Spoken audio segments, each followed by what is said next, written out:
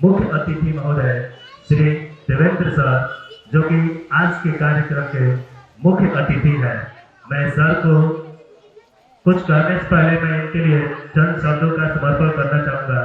Sir Patna से होकर है, लेकिन ड्रग्स इंस्पेक्टर के तौर पर ये शाहबाद की धरती और शेषनासुरी की ऐतिहासिक नगरी सासाराम में कार्यरत है। सर का विचार व्यवहार जो मिलता है तो मैं इन पंक्तियों के माध्यम से शेयर करना चाहूँगा। सर कहते हैं, जाति से कोई अशुद्ध नहीं होता, जाति से कोई अशुद्ध नहीं होता।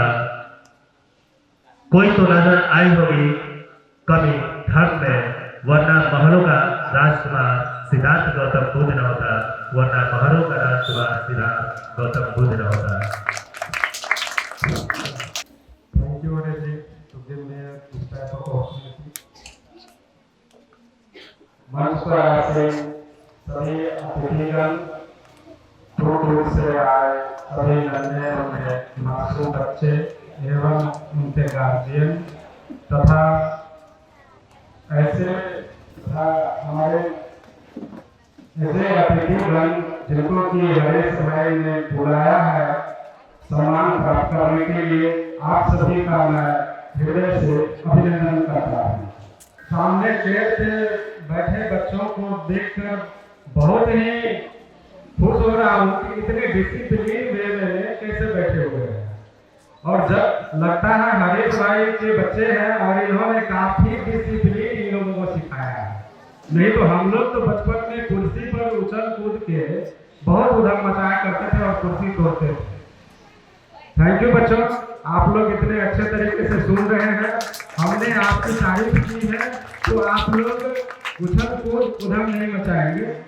और जब तक पुरस्कार वितरण समारोह समाप्ति नहीं होती है, आप लोग अच्छे से डिसिप्लिन वे में बैठे रहेंगे। हमारे गुरु कहा करते थे, क्योंकि ये पुस्तक लोकार्पण का भी मंच हो गया है और पुरस्कार वितरण समारोह का भी मंच है, तो गुरु का जब वर्णन हो रहा था तो मुझे याद आया कि हमारे गुरु प्रधानाध्यापक थे सुधीर कुमार। उनका मैं एक पंच लाइन मुझे पूरी जिंदगी में याद रहता है।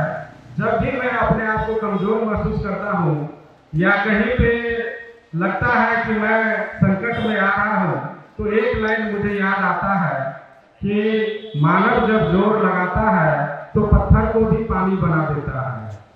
मैं यही लाइन हरेश जी के ऊपर कहना चाहूँगा कि मानव जब जोर लगाता है तो पत्थर को पानी बना देता है, और हरेश जी जब जोर लगाए हैं तो इस तरह का भव्य समारोह आयोजित किए हैं।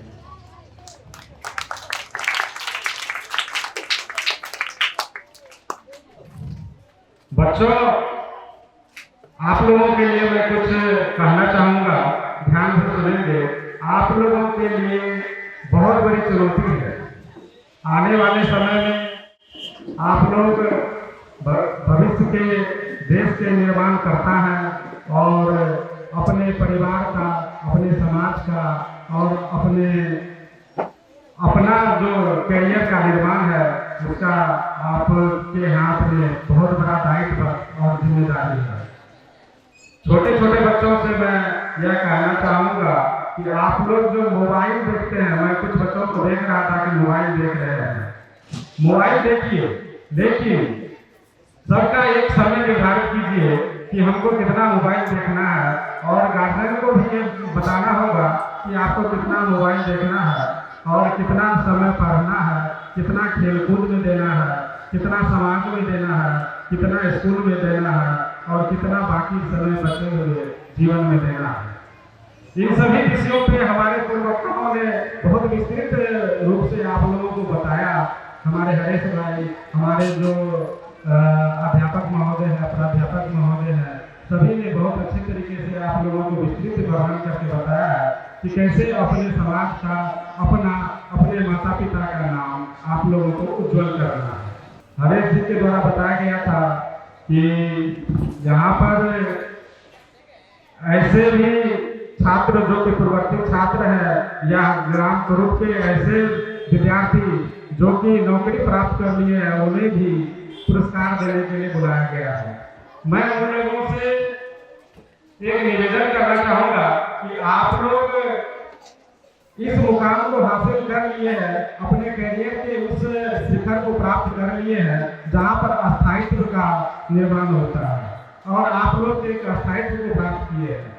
तो अस्थायित्व को अस्थायित्व नहीं मानना है, उसको आगे बढ़ते हुए जिस तरह नदी की धारा आगे कलकल रूप से कलकुलित बढ़ते रहती है और नए नए आदर्श नए नए पथ का निर्माण करती है, आपको भी उस तरीके से करना है। अपने जो ग्राम के बच्चे हैं जिनको भी कहीं पर आपकी जरूरत हो तो उनको सहायता करना है, और अपने खासकर बुजुर्ग माँ बाप का हमेशा ध्यान रखना है।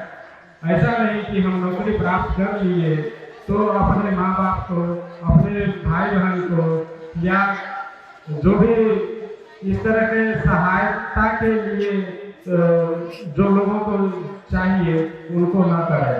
ऐसा नहीं करना चाहिए। आप लोगों को ऊर्जा दी है।